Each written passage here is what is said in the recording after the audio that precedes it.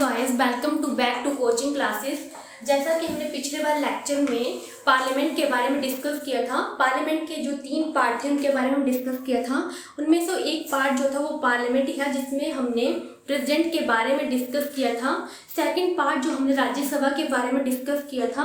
आज हम जो पढ़ेंगे वो हम डिस्कस करेंगे लोकसभा के बारे में। लोकसभा के बारे में जो है आर्टिकल नंबर 81 में बताया गया है।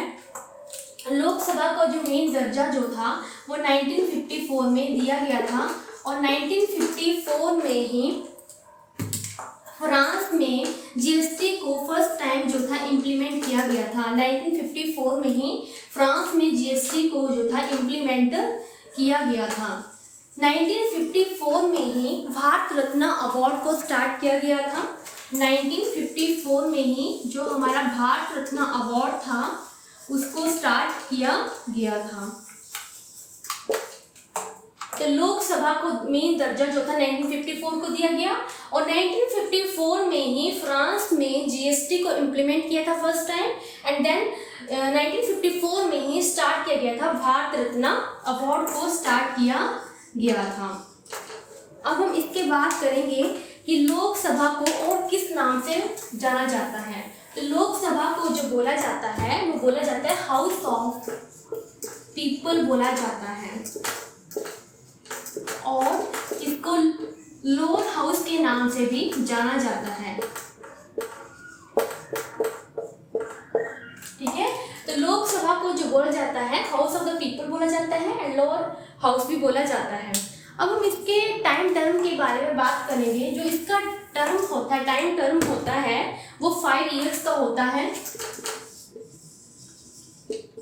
5 इयर्स के बाद जो है जो लोकसभा के मेंबर हैं हम फिर से उनको चुनते हैं। फॉर एग्जांपल जैसे कि हमारे एचपी में अभी इलेक्शन हो रहे हैं तो 5 साल के बाद जो है हम उनको फिर से इलेक्ट करते हैं। वैसे ही जो है 5 साल के बाद जो है लोकसभा की हो जाती है, भंग हो जाती है और इसका जो एज का टाइम पीरियड रहता है वो रहता है हमारा 25 इयर्स रहता है। 25 इयर्स रहता है। अब हम बात करेंगे कि जो हमारे फर्स्ट स्पीकर थे लोकसभा के वो कौन थे। तो जो हमारे फर्स्ट स्पीकर थे लोकसभा के वो थे जेबी मलवांकर थे। कौन थे? जेबी मलवांकर थे।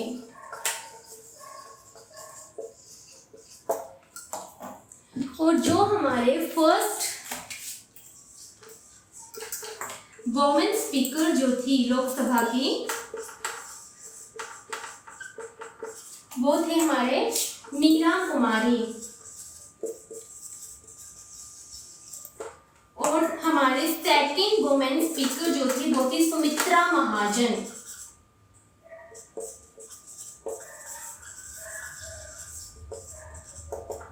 तो हमारे फर्स्ट स्पीकर जो थे लोकसभा के वो थे जेबी मलवांकर थे and then first women speaker जो थी मीरा कुमारी थी एंड सेकंड वुमेन स्पीकर जो थी वो सुमित्रा महाजन थी। अब हम देखेंगे कि प्रेजेंट टाइम जो है वो हमारे स्पीकर जो है लोकसभा के वो कौन है। तो वो है ओम बिरला। प्रेजेंट टाइम जो है स्पीकर है लोकसभा के वो है ओम बिरला। ठीक है, अब हम बात करते हैं डिप्यूटी स्पीकर और स्पीकर के बारे में। Speaker and then deputy speaker.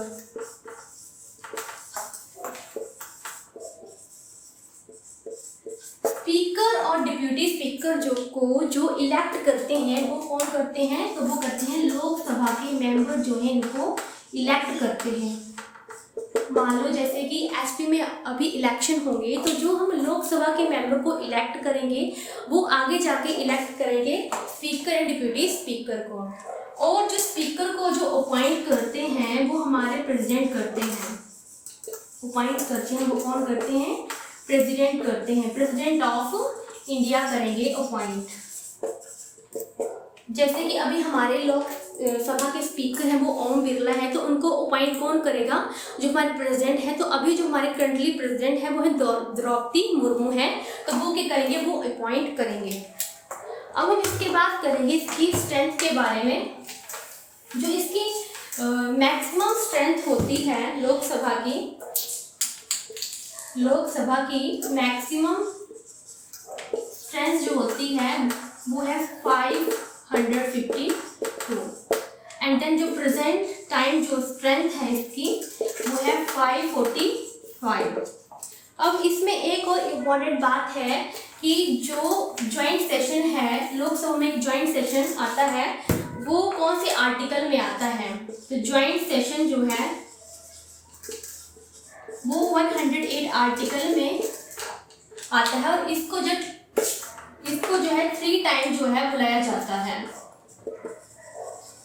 और कौन बुलाता है इसको? प्रेसिडेंट ऑफ इंडिया, यानी कि जो हमारे प्रेसिडेंट है द्रौपदी मुर्मू, वो क्या इस ज्वाइंट सेशन को बुलाती है, प्रेसिडेंट ऑफ द इंडिया।